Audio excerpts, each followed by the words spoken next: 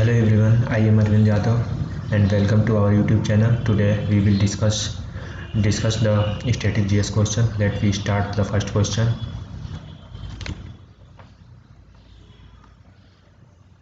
Is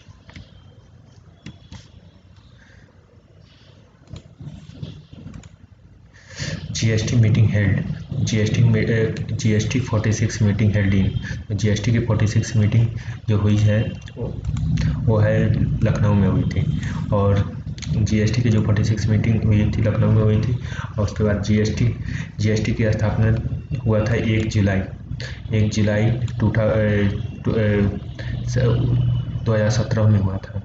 उसके बाद GST की 5 स्लैबें हैं 0, 5, 12, 18 और 28। मैक्सिमम GST जो जा सकता है 40%। और GST जो इंडिया में लागू करने वाला इंडिया कौन सा देश है तो 161वां नंबर देश है। और GST भारत में कौन से मॉडल पर बेस्ड है तो कनाडा मॉडल पर बेस्ड है। और GST परिषद का अध्यक्ष कौन होता है तो GST परिषद का अध्यक्ष जो फाइनेंस मिनिस्टर होता है वो होता है। और GST को पहले फर्स्ट फाइनेंस जो मिनिस्टर होते हैं हेड कौन थे तो अरुण जेटली थे 2017 में। और प्रेजेंट टाइम में हेड कौन है तो निर्मला सीतारमण है। और निर्मला सीतारमण ने डिजिटल बजट पेश किया था जो कि 2000 डिजिटल बजट पेश किया था और डिजिटल बजट पेश करने वाली पहली महिला है। उसके बाद Nirmala Sitharaman second finance minister है और पहली फाइनेंस मिनिस्टर इंदिरा गांधी थी और Nirmala Sitharaman second finance minister है। और उसके बाद बात करते हैं दिल्ली की तो दिल्ली में पहला स्मोक टावर लगा है, लगाने वाला पहला UT बना है। और दिल्ली में 2 जगह लगा है, एक कर्नाटक प्लेस पर लगा है और दूसरा आनंद विहार पर लगा है। और हाईएस्ट स्मोक टावर की बात करें तो वो लगा है चंडीगढ़ में। अब बात करते हैं मेरठ की तो मेरठ की बात करते हैं तो मेरठ में नोएडा फिल्म सिटी टू जेवर एयरपोर्ट तक पोर्ट टैक्सी स्कीम लॉन्च हुई है। उसके बाद जेवर एयरपोर्ट लॉन्च हुआ था। वहाँ पर ये मेरठ कहाँ पड़ता है तो गौतम बुद्ध नगर में पड़ता है और वहाँ पर इतना ही इम्पोर्टेंट है। उसके बाद आते हैं दिल्ली की हो गई। इसके बाद मुंबई जो कि भारत के शेयर मार्केट की सिटी है और कैपिटल ऑफ इंडियन इकोनॉमी के नाम से भी जाना जाता है। मुंबई में जो इकोनॉमी के लिए फेमस है। और मुंबई में RBI का हेडक्वार्टर है। और RBI का जो पहला हेडक्वार्टर था वो RBI का पहला हेडक्वार्टर जो वेस्ट कोलकाता में था जो 1935 में RBI फाउंडेशन हुई थी। RBI की पहली फाउंडेशन हुआ था। उसके बाद RBI का जो 1937 में हेडक्वार्टर बना वो मुंबई बना। उसके बाद तो इस क्वेश्चन का जो 46 मीटिंग हेल्ड हुआ था तो इसका सही आंसर है लखनऊ को नवाबों की सिटी के नाम से भी जाना जाता है। और लखनऊ उत्तर प्रदेश की कैपिटल है। यह गोमती नदी के किनारे बसा हुआ है।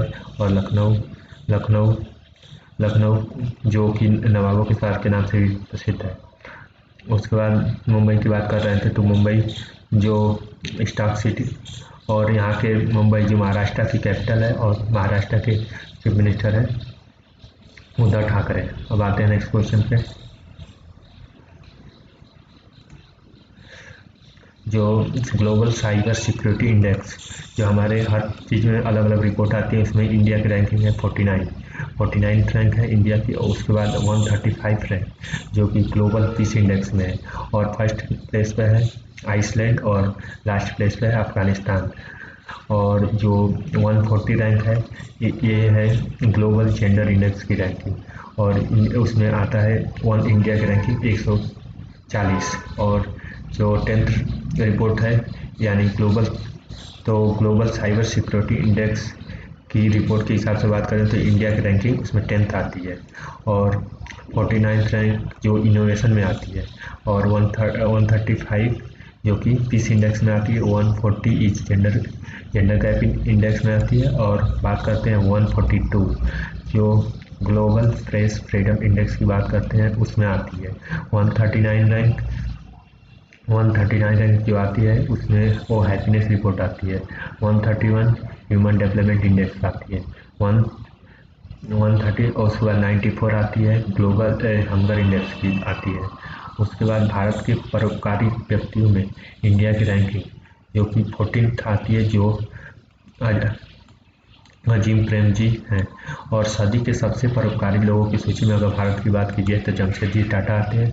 और उसके बाद जमशेदजी टाटा के नाम से अगर बात करें तो जमशेदपुर जो झारखंड में है, झारखंड में जो जीरो कोयला पावर प्लांट बन रहा है झारखंड में, और झारखंड के सीएम है हेमंत बिस्वा, और झारखंड की राजधानी है रांची। और ग्लोबल साइबर सिक्योरिटी इंडेक्स में इंडिया की रैंकिंग 10th है।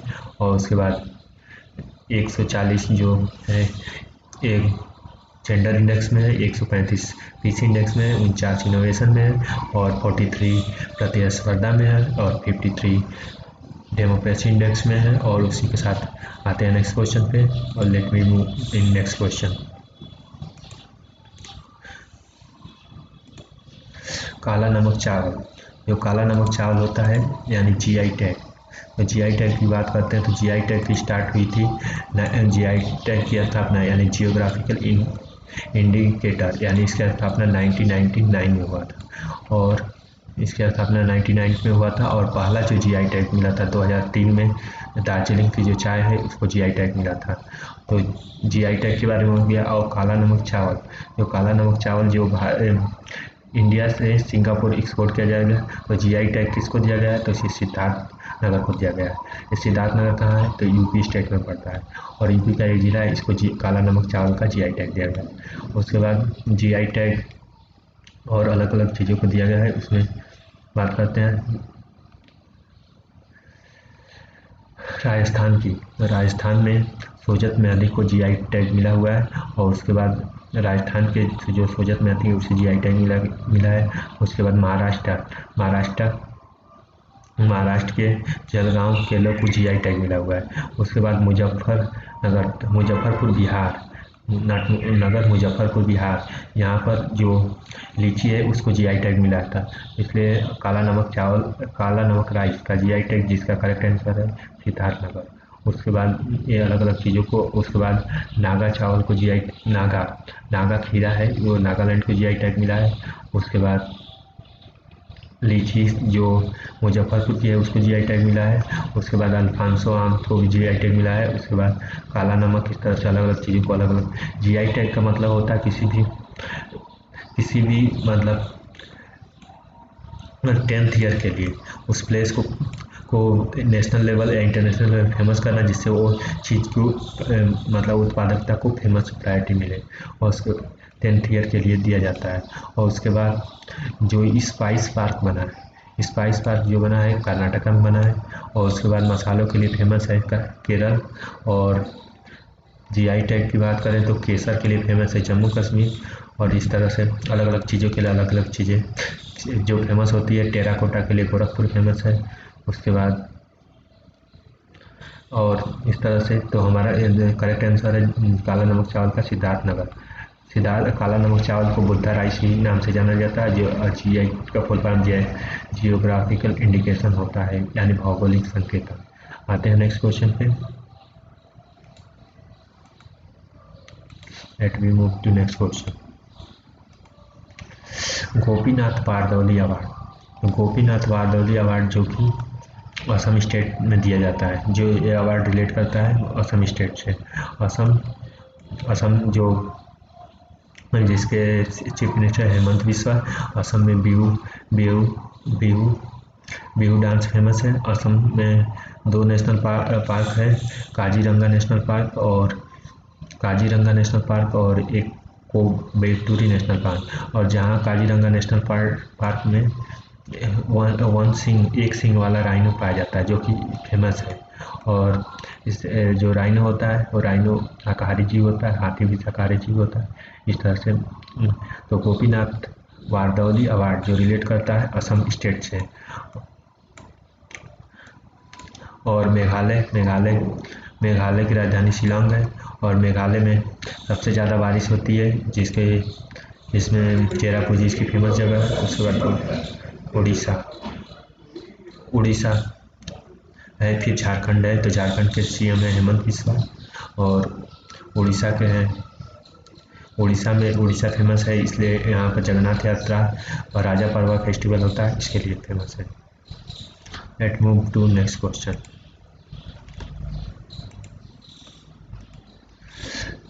नागा खीरा, जो फिर एक जियोग्राफिकल टैग से क्वेश्चन आया, जो नागा खीरा है जो नागालैंड से फेमस है। उसके बाद जो सोजत में आती है वो पाली राजस्थान से, महाराष्ट्र है जो जलगांव है वहाँ से जलगांव का जीआई टैग मिला है। और जीआई टैग के बारे में ऑलरेडी हम डिस्कस कर चुके हैं। फिर let we move to next question.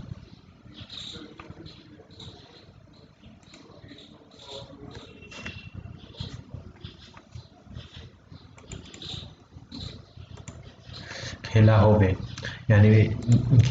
यानी बंगाल इलेक्शन के में एक फेस्टिवल जो वर्ड आया था खेला होबे, वो फेमस है। उसके नाम पे एक फेस्टिवल त्योहार, एक गेम खेला होबे डे जो सेलिब्रेट किया जाता है, ये 16 अगस्त को सेलिब्रेट किया जाता है। और खेला होबे जो बंगाल का है, ये फुटबॉल गेम से रिलेटेड रहेगा। और ये इसमें खेल के बारे में बताया जाए तो इसका करेक्ट आंसर है 16 अगस्त। अब बात करते हैं 29 अगस्त। 29 अगस्त की बात करें तो 29 अगस्त जो है ये इस दिन हम मनाते हैं नेशनल स्पोर्ट डे। और स्पोर्ट डे फेमस है मेजर ध्यानचंद के जन्मदिन पर। जो मेजर ध्यानचंद हॉकी के बहुत जादूगर कहे जाते हैं, और उनका जन्मदिन को 29 अगस्त को स्पोर्ट डे के नाम से मनाया जाता है। और उन्हीं के नाम पर पहले जो भारत रत्न 1991 में राजीव गांधी खेल रत्न पुरस्कार था, उसका नाम बदल के मेजर ध्यानचंद पुरस्कार कर दिया गया था। और राजीव गांधी नाम से बात करें तो राजीव गांधी नाम से 3 चीज़ों का बदला हुआ है। असम के जो औरंग नेशनल पार्क है वो उसका नाम बदल के औरंग नेशनल पार्क में से राजीव गांधी को नाम हटा दिया गया। उसके बाद राजीव गांधी का नाम ऐड हुआ है 2 जगह। जो छत्तीसगढ़ की स्कीम है राजीव गांधी भूमिहीन मजदूर योजना, वहाँ पर राजीव गांधी का नाम ऐड हो गया है। उसके बाद महाराष्ट्र में राजीव गांधी साइंस सिटी बन रही है, उसके बारे में भी राजीव गांधी साइंस सिटी की बात कर रहे हैं तो वहाँ पर भी आया है। उसके बाद राजीव गांधी साइंस सिटी में उसका नाम ऐड हुआ है, वो पुणे में बन रही है। और उसके बाद राजीव गांधी जो का नाम ऐसे 3 जगह से फेमस है। उसके बाद अगले पॉइंट पर जो 14 सितंबर है, 14 सितंबर को क्या मनाया जाता है? हिंदी दिवस। हिंदी दिवस क्यों मनाया जाता है 14 सितंबर को? क्योंकि 14 सितंबर 1949 को हमारे संविधान में हिंदी को राजभाषा माना गया था। और हिंदी हमारे देश की राजभाषा है, अंग्रेजी ऑफिशियल लैंग्वेज नहीं है। हमारे संविधान के अनुसूची 8 में भाषाओं के बारे में वर्णन किया गया है। भारतीय संविधान के 343 आर्टिकल में मेंशन है। और संविधान के भाषाओं से रिलेटेड 3 अमेंडमेंट में 21, 71 और 92।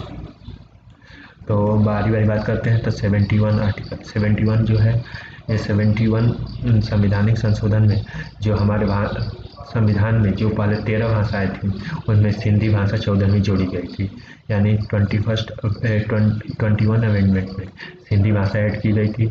उसके बाद 71 में 3 भाषाएं ऐड की गई थी, यानी नेपाली, मणिपुरी और कोंकणी भाषा ऐड की गई थी। उसके बाद 92 अमेंडमेंट में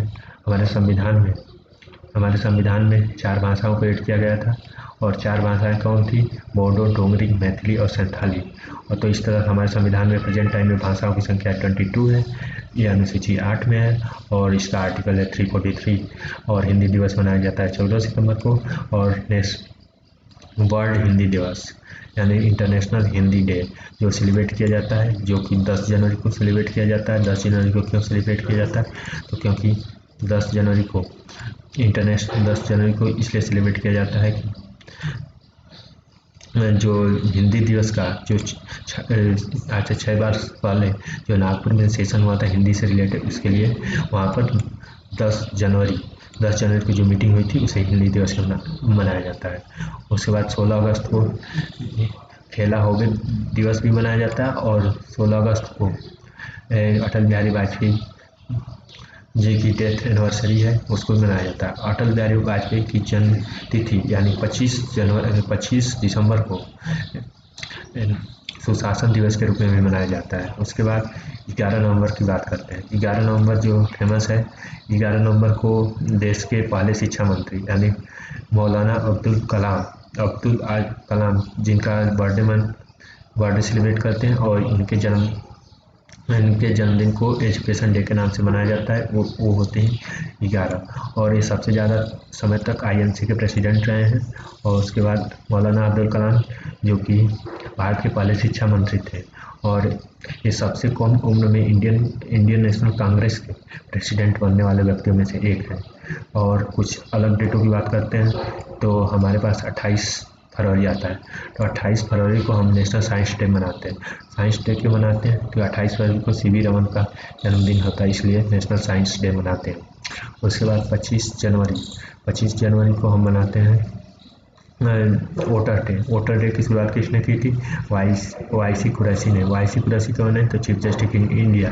ये 2011 से स्टार्ट हुआ था, और इसीलिए 12 जनवरी की बात करें तो 12 जनवरी 12 जनवरी को हम मनाते हैं। 12 जनवरी को हम सेलिब्रेट करते हैं यूथ डे क्यों? क्योंकि उस दिन स्वामी विवेकानंद की जयंती होती है। उसके बाद 23 जनवरी को हम सेलिब्रेट करते हैं। 23 जनवरी को हम पराक्रम दिवस करते हैं। इस दिन किसका जन्मदिन है? तो इस दिन है सुभाष चंद्र बोस का। सुभाष चंद्र बोस इंडियन कांग्रेस आईएनसी के प्रेसिडेंट थे 1939 में, और 38 और 39 मतलब 1938 और 1939। 1938 में त्रिपुरा अधिवेशन में। उसके बाद 1939 में गांधी जी के फेवरेट कैंडिडेट पट्टा रमी सीतारमैया गांधी जी बनाना चाहते थे, लेकिन इनकी वजह से सुभाष चंद्र बोस जीत गए, इसलिए उन्होंने कांग्रेस को रिजाइन कर दिया। उसके बाद वो 1939 में इन्होंने फॉरवर्ड ब्लॉक की स्थापना की। उसके बाद जो सुभाष चंद्र बोस ने 1939 में फॉरवर्ड ब्लॉक की स्थापना की। और उसके बाद अगर बात की जाए तो कुछ इम्पोर्टेंट, अगर ये 5 मार्च 1931 को गांधी इरविन एक्ट हुआ था। 23 मार्च 1931 को भगत सिंह को फांसी हुई थी। उसके बाद पूना पैक्ट 1931 में हुआ था। प्रथम गोलमेज सम्मेलन 1930 को हुआ था। द्वितीय गोलमेज 1931 और फिर 1932 में हुआ था। इसके बाद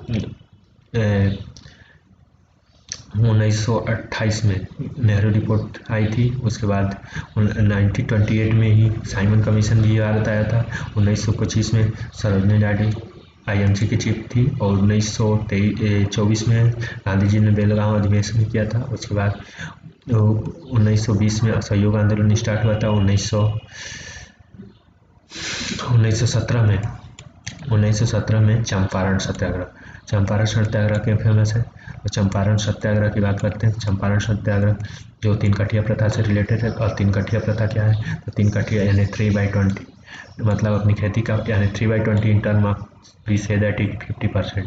तो 50% अपने खेतों में नील की खेती करना मस्ट हो गया था। इसके लिए 1916 में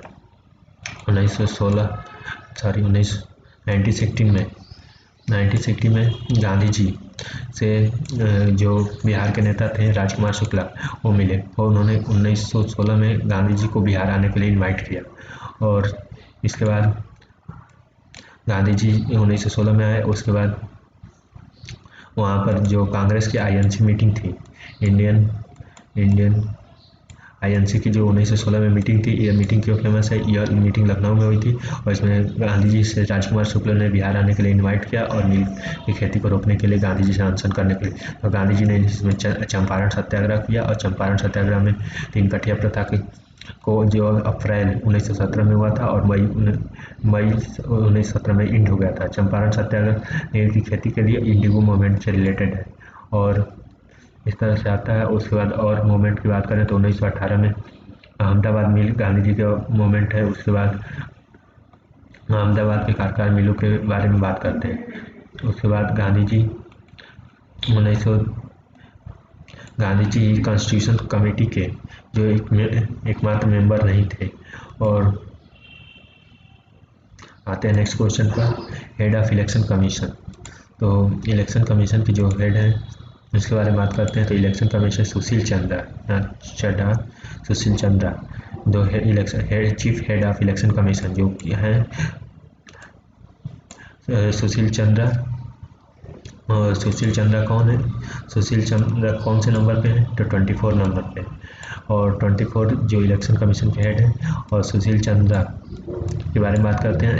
इलेक्शन कमीशन की बात हमारे आर्टिकल की कौन सी आर्टिकल में बात की गई थी? 324। और इलेक्शन से रिलेटेड बात कौन से आर्टिकल में की गई है? तो 324 से 329। ये वोट देना हमारा फंडामेंटल राइट है। आर्टिकल 326 में बात की गई है। आर्टिकल 330 में SC/ST के लिए रिजर्वेशन की बात की गई थी। आर्टिकल 343 में पंचायती राज की बात की गई है। Article 343 Panchayati Raj and article 243 is Panchayati Raj. Article 343 article 343 जो है ये लैंग्वेज के लिए है। और आर्टिकल 243 पंचायती राज के लिए है। और दूसरे ऑप्शन पर आते हैं गिरीश चंद्र मुर्मू। कौन है? CAG controller auditor of general of India, जो कि हमारे पैसे का लेन देन को कैलकुलेट करता है। ये आर्टिकल 148 में आते हैं। और एक और ऐसे आते हैं 148 CAG हैं गिरीश चंद्र मुर्मू। और गिरीश चंद्र मुर्मू CAG बनने से पहले क्या थे? जम्मू कश्मीर के लेफ्टिनेंट गवर्नर थे। और CAG हैं। और आर्टिकल 76 की बात करें तो अटॉर्नी जनरल ऑफ इंडिया की बात आती है। अटॉर्नी जनरल ऑफ इंडिया की बात आती है। अटॉर्नी जनरल ऑफ इंडिया क्या होता है? भारत का मुख्य न्यायाधीश होता है। वो किसी भी कोर्ट में सिविल कोर्ट के लिए जा सकता है और उसको राइट होता है। वो भारत के इंडियन को या मिनिस्टर को रिप्रेजेंट करता है और उसका ये राइट होता है। उसके बाद राधा कृष्ण माथुर कौन है? तो ये लद्दाख के लेफ्टिनेंट गवर्नर हैं। और लद्दाख जो कि एक यूटी है और ये ऑर्गेनिक स्टेट बनने के लिए सिक्किम स्टेट से टाई अप किया है। और लद्दाख जो मतलब डिस्ट्रिक्ट, लद्दाख में 2 डिस्ट्रिक्ट हैं। और लद्दाख और लेह। तो लद्दाख जो लेह है इस समय सबसे बड़ा डिस्ट्रिक्ट है। और जम्मू कश्मीर में कितने डिस्ट्रिक्ट हैं? 14। और जम्मू कश्मीर के लेफ्टिनेंट गवर्नर हैं मनोज सिन्हा कहाँ से हैं? वाराणसी के। और वाराणसी नहीं, गाजीपुर के हैं। और मनोज सिन्हा यहाँ के जम्मू कश्मीर के हैं। और सोमा मंडल कौन है? तो सोमा मंडल सेल की हेड है। सेल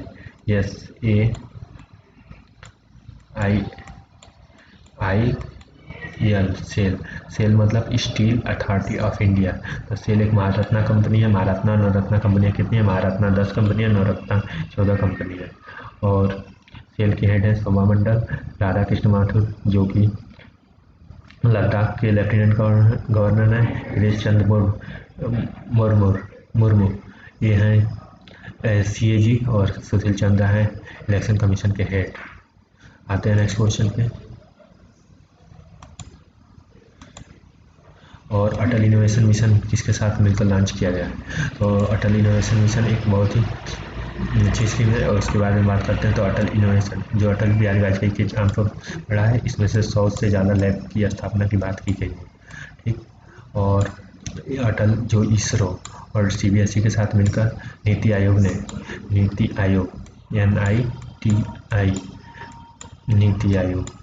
नीति आयोग की बात की गई थी। National institute of transforming India. NITI Aayog ने अटल इनोवेशन मिशन लॉन्च किया है जो CBSE और इसरो के साथ मिलकर काम करेगा, जिसमें 100 से ज़्यादा अटल लैब बनेगी और इसके बारे में काम होगा अटल इनोवेशन लैब में। अटल इनोवेशन लैब जो 100। उसके बाद नीति आयोग क्या है? तो नीति आयोग की फाउंडेशन 1 जनवरी 2015 को हुई थी। नीति आयोग भारत की थिंक टैंक है। और इससे पहले भारत का थिंक टैंक क्या था? तो योजना आयोग था। योजना आयोग यानी प्लानिंग कमीशन। और प्लानिंग कमीशन जो था उसमें हर साल 5 वर्ष पे एक योजना, पंचवर्षीय योजना आती थी। जो गवर्नमेंट का टारगेट होता है वो टारगेट को अचीव करना होता था। और उसके बाद नीति आयोग का हेड कौन होता है? नीति आयोग का है जो प्रेसिडेंट होता है, इसके बारे में बात करते हैं। तो नीति आयोग का प्रेसिडेंट होता है प्राइम मिनिस्टर, और प्राइम मिनिस्टर कौन है? नरेंद्र मोदी। और जो उसके सीईओ, नीति आयोग के सीईओ हैं अमिताभ कांत, और वाइस चेयरमैन है राजीव कुमार, और प्रेसिडेंट है नरेंद्र मोदी। तो इस तरह से नीति आयोग के बारे में बात करते हैं। और इसरो का हेडक्वार्टर है बेंगलुरु, और इसरो का हेडक्वार्टर बेंगलुरु में है। और इसरो के जो प्रेसिडेंट है, हेड हैं के सिवान। और इसरो एक इंडियन स्पेस रिसर्च ऑर्गेनाइजेशन है, और जैसे अमेरिका में है नासा के हेड कौन है? बिल नेल्सन, हेडक्वार्टर है वाशिंगटन डीसी। उसके बाद सीबीएसई का हेडक्वार्टर है दिल्ली, और central board of secondary education जो स्कूल और इसरो के साथ अटल इनोवेशन मीन्स काम करेगा। उसके बाद डीआरडीओ की बात करते हैं। DRDO defence research development organisation, DRDO की बात होगी। डीआरडीओ का हेडक्वार्टर है न्यू दिल्ली। उसके बाद UNDP, United Nation development programme की बात करते हैं। उसके बाद एनसीईआरटी की बात आती है, जो कि हमारे एजुकेशन और बुक के बारे में बात करती है। और इसके बारे में आता तो हमारा अटल इनोवेशन मिशन से रिलेटेड जो क्वेश्चन है इसरो है। ठीक, अब आते हैं कुछ बात करते हैं यूनेस्को क्या है? तो एक वर्ल्ड हेरिटेज और कल्चरल साइट के बारे में बात करता है। उसके बाद डब्ल्यूएचओ क्या है? डब्ल्यूएचओ क्या है? तो डब्ल्यूएचओ मतलब वर्ल्ड हेल्थ ऑर्गेनाइजेशन इंस्टीट्यूट। इसकी स्थापना कब हुई थी? 7 अप्रैल 1948 को। उसके बाद 7 अप्रैल 1948 को हुई थी। यूनाइटेड नेशन की स्थापना कितनी हुई थी? 24 अक्टूबर 1945 को। उसके बाद यूनाइटेड नेशन की स्थापना 24 अक्टूबर 1945 को हुई थी। यूनाइटेड नेशन क्या है? पीस और शांति को बनाए रखना और वर्ल्ड में सभी देशों के साथ और स्थापित करना। उसके बाद डब्ल्यूएचओ का हेडक्वार्टर जेनेवा में है, और इंटरनेशनल लेबर ऑर्गेनाइजेशन का हेडक्वार्टर जेनेवा में है। उसके बाद इंटरनेशनल लेबर ऑर्गेनाइजेशन, उसके बाद वर्ल्ड मेट्रोलॉजिकल का हेडक्वार्टर भी जेनेवा में है। उसके बाद इंटेलेक्चुअल का हेडक्वार्टर है, तो इंटेलेक्चुअल का हेडक्वार्टर भी जेनेवा में है।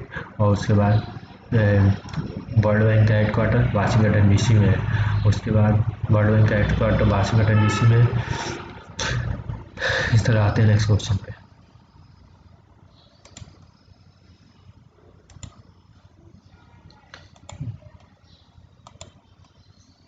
और आते हैं मतलब तो हम बात करते हैं कॉन्स्टिट्यूशन कुछ इम्पॉर्टेंट बातों के लिए।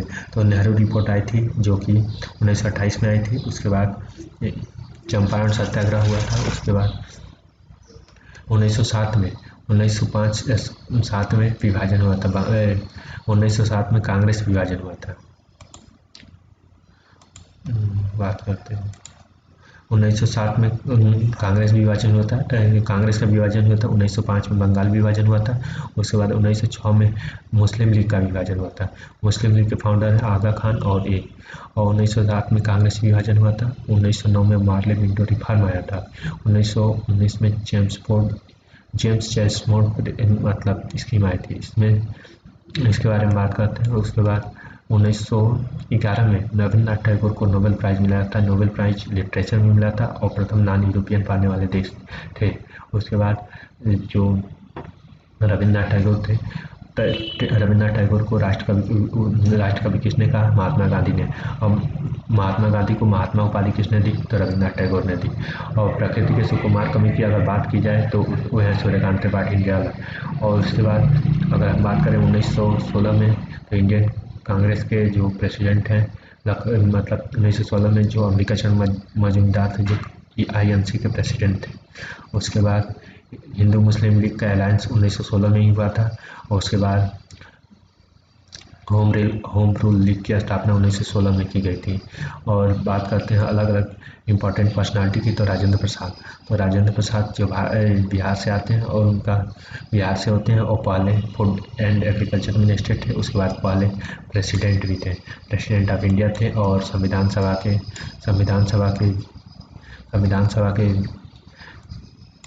अध्यक्ष थे। और उसके बाद डॉक्टर भीमराव अम्बेडकर जो हैं उस doctor Bhimrao Ambedkar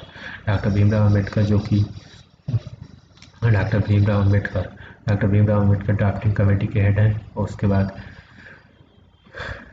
doctor Bhimrao drafting committee के हेड हैं। उसके बाद आते हैं बलदेव सिंह। बलदेव सिंह कौन है? तो डिफेंस मिनिस्टर है। और मौलाना अब्दुल कलाम की जो पहले ही बात की कर चुके हैं, तो मौलाना अब्दुल कलाम जो एजुकेशन मिनिस्टर थे। उसके बाद जेबी कृपलानी कौन थे? आज़ादी के समय भारत के जो आईएनसी के प्रेसिडेंट थे वो जेबी कृपलानी थे। जेबी कृपलानी जो बिहार से आते हैं वो भारत, उसके बाद 1961 में जवाहरलाल 1961 में 1963 में 1963 में जवाहरलाल नेहरू के खिलाफ 1963 में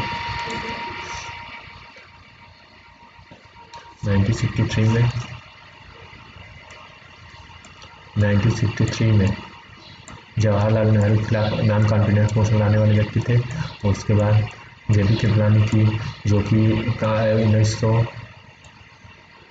जेबी कृपलानी जो 1960 में नॉन कॉन्फिडेंस मोशन लाने वाले व्यक्ति थे। उसके बाद जेबी कृपलानी जब देश आजाद हुए तो उस समय कांग्रेस के अध्यक्ष थे। उसके बाद जेबी कृपलानी की वाइफ यानी सुचेता कृपलानी उत्तर प्रदेश की पहली चीफ मिनिस्टर थी। और उसके बाद उत्तर प्रदेश की पहली गवर्नर सरोजनी नायडू थी। और उसके बाद सरोजनी नायडू को भारत कोकिला कहा जाता है। और स्वर कोकिला किसे कहा जाता है? तो लता मंगेशकर कहा जाता है। उसके बाद गांधी जी 1924 में बेलगांव अधिवेशन में पार्टिसिपेट किए थे। और उसके बाद 1925 में प्रथम भारतीय महिला तो सरोजनी नायडू, और प्रथम महिला तो एनी बेसेंट 1917 में, और प्रथम भारतीय बोले तो 1925 में सरोजनी नायडू बनी थी। उसके बाद हम संविधान की कुछ बातों को करते हैं। तो संविधान का जो 42 अमेंडमेंट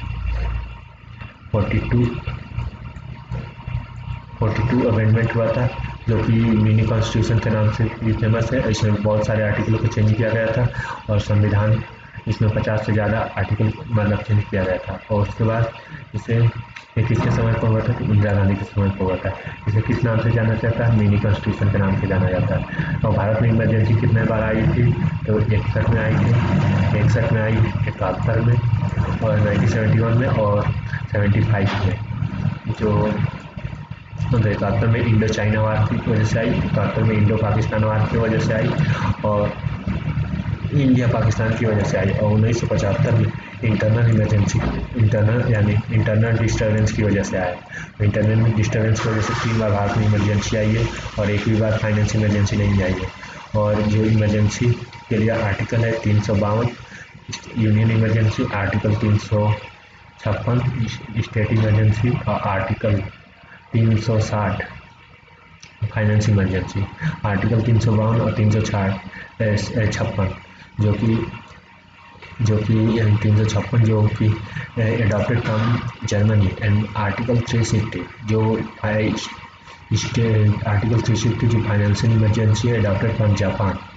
और ये फाइनेंशियल इमरजेंसी नहीं आई है, 1991 में आने वाली थी लेकिन नहीं आई। मनमोहन सिंह उस समय डिफेंस मिनिस्टर थे और उसमें इसके बारे में।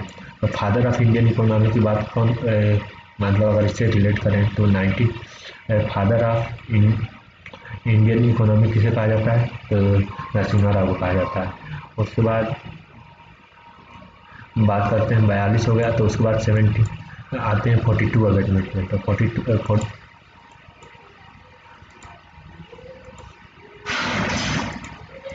अमेंडमेंट क्या है? तो 44 अमेंडमेंट है 44 अमेंडमेंट जो कि 1978 में हुआ था। और उसके बाद राइट टू प्रॉपर्टी होता है, राइट टू प्रॉपर्टी को लीगल राइट बना दिया गया था। यानी आर्टिकल 31 को उठा के 300 ए में ऐड कर दिया गया था, जो कि जो हमारे संविधान में पहले शुरू में 7 फंडामेंटल राइट, लेकिन उसको एक फंडामेंटल राइट जो राइट टू प्रॉपर्टी है उसको चेंज करके उसे हटा के और चेंज कर दिया गया था। उसके बाद हमारे देश में मतलब 6 फंडामेंटल राइट बचे। और फंडामेंटल राइट भारत के किस आर्टिकल से आते हैं? तो 12 से 35 तक आते हैं। भारत संविधान की आत्मा भीमराव अम्बेडकर ने किसे कहा है? तो 32 को किया है। 32 को किसे किया है? 32 में क्या है? तो कॉन्स्टिट्यूशनल रेमेडीज है, जो कि रिटायर करने के लिए हमारा फंडामेंटल राइट होता है। उसके बाद जो 44वें अमेंडमेंट की बात करते हैं इसमें संपत्ति का अधिकार को हटा दिया गया और जो इंटरनल डिस्टर्बेंस था उसे आर्म रेविलियन कर दिया गया था। और उसके बाद उस समय भारत के प्रेसिडेंट कौन थे? तो नीलम संजीवा रेड्डी थे। नीलम संजीवा रेड्डी कौन है? तो नीलम संजीवा रेड्डी जो तमिलनाडु से आते हैं और वो यंगेस्ट प्रेसिडेंट बनने वाले थे और निर्विरोध चुनाव जीते थे। और उसके बाद फिर आते हैं नेक्स्ट बात करते हैं कि नाबार्ड क्या है। नाबार्ड की बात करते हैं।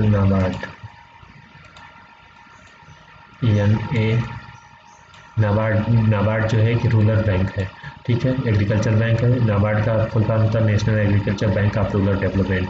इसकी स्थापना कब हुई थी? 1982 में। और किसकी रिकमेंडेशन पर थी? तो ये थी सी रमन कमेटी के रिकमेंडेशन पर। और जो आरबीआई के फाउंडेशन होता है 1935 में। आरबीआई का हेडक्वार्टर मतलब पहली हेडक्वार्टर था कोलकाता और सेकेंड हेडक्वार्टर था 1937 में मुंबई। और 1949 में नेशनल बैंक बना था आरबीआई। और इस तरह से हम अलग एडिशनल टॉपिक को डिस्कस करते रहेंगे। और जो फंडामेंटल राइट है वो 12 से 35 आर्टिकल में आता है। और उसके बाद इसे मैग्ना कार्टा कॉन्स्टिट्यूशन भी बोला जाता है। और गवर्नमेंट ऑफ इंडिया एक्ट 1935 आया था। उसको हम एक और नाम से जानते हैं इंस्ट्रक्शन ऑफ इंस्ट्रूमेंट। और जो फंडामेंटल राइट है 6 पार्टों में डिवाइड है। उसके बाद डीपीएसपी है जो 36 से 51 है। और 51 ये क्या है? तो ये डायरेक्टिव प्रिंसिपल की बात करता है। 52 प्रेसिडेंट की बात करता है। 79 जो पार्लियामेंट की बात करता है। 80 जो होता है संविधान के राज्यसभा की बात करता है। और 81 क्या होता है? लोकसभा की बात करता है। लोकसभा अपर हाउस होता है जो डिजॉल्व हो जाता है। राज्यसभा अपर हाउस है जो कभी डिजॉल्व नहीं होता। लोकसभा लोअर हाउस है वो डिजॉल्व हो जाता है।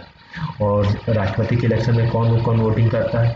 तो ऑल इलेक्टेड मेंबर लोग पार्लियामेंट एंड स्टेट लेजिस्लेचर। उसके बाद लोकसभा। और फिर आते हैं अगले क्वेश्चन पर। फिर जो 1982 था उसमें भारत की कौन सी पंचवर्षीय योजना चल रही थी?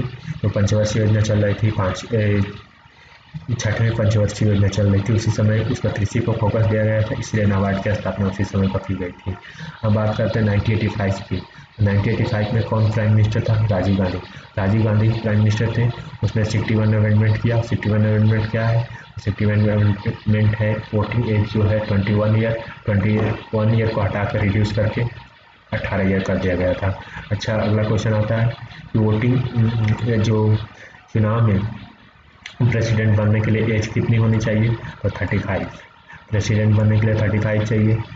पंचायत चुनाव यानी विलेज पंचायत के लिए 21 चाहिए। उसके बाद लोकसभा के लिए कितना चाहिए? लोकसभा और विधानसभा के लिए कितनी चाहिए? लोकसभा विधानसभा के लिए कितनी चाहिए? तो उसके लिए 25 चाहिए। और राज्यसभा के लिए चाहिए 30 ईयर। राज्यसभा के लिए चाहिए 30। लोकसभा और विधानसभा के लिए चाहिए 25 साल। और राज्यसभा और विधान परिषद के लिए चाहिए 30 साल। और राष्ट्रपति गवर्नर के लिए चाहिए 35 साल। ये हो गई एज क्राइटेरिया। उसके बाद आते हैं अगले क्वेश्चन। और इसके बाद संविधान के जो 73 अमेंडमेंट की बात करते हैं तो 73 अमेंडमेंट है पंचायती राज से रिलेटेड। और 74 है जो कि म्यूनसिपैलिटी से रिलेटेड है। और संविधान के पंचायती राज की बात करते हैं तो पंचायती राज आर्टिकल 40 में, अगर डीपीएसपी की बात करते हैं तो आर्टिकल 40 में दिया गया है। और पंचायत 29 सब्जेक्टों पर कानून बना सकती है। और उसके बाद 74 में जो कि म्यूनसिपैलिटी होती है, म्यूनसिपैलिटी 18 सब्जेक्ट पर कानून बना सकती है, ठीक। उसके बाद संविधान में जब संविधान बना था तो उस समय जब संविधान बना था तो उसमें 395 आर्टिकल थे। 395 आर्टिकल एग्जिस्ट करते थे। उसके बाद 8 शेड्यूल थे और 22 पार्ट थे। अब जब संविधान बना था तो 395 जो थे आर्टिकल थे, 8 शेड्यूल थे और 22 पार्ट थे। उसके बाद अब संविधान में 8 आर्टिकल है, 12 पार्ट है और 25 पार्ट है और 12 शेड्यूल है। यानी संविधान में पहले 395 आर्टिकल से बढ़ के 394 हो गए, 8 शेड्यूल से बढ़ के 12 शेड्यूल हो गए और 22 पार्ट से बढ़ के 25 हो गए। और 9वां पार्ट था लैंड रिफॉर्म से, 10वां था राज्य और 10वां पार्ट था जो कि एंटी डिफेक्शन लॉ से था, जो 52 अमेंडमेंट में हुआ था। और 11वां जो पंचायती राज से है और 12वां म्यूनसिपालिटी से है। और ऐसे आर्टिकल की संविधान की बात करते हैं। उसके बाद संविधान और अब नेक्स्ट लेक्चर में बात करते हैं। तब तक के लिए thank you for watching this video.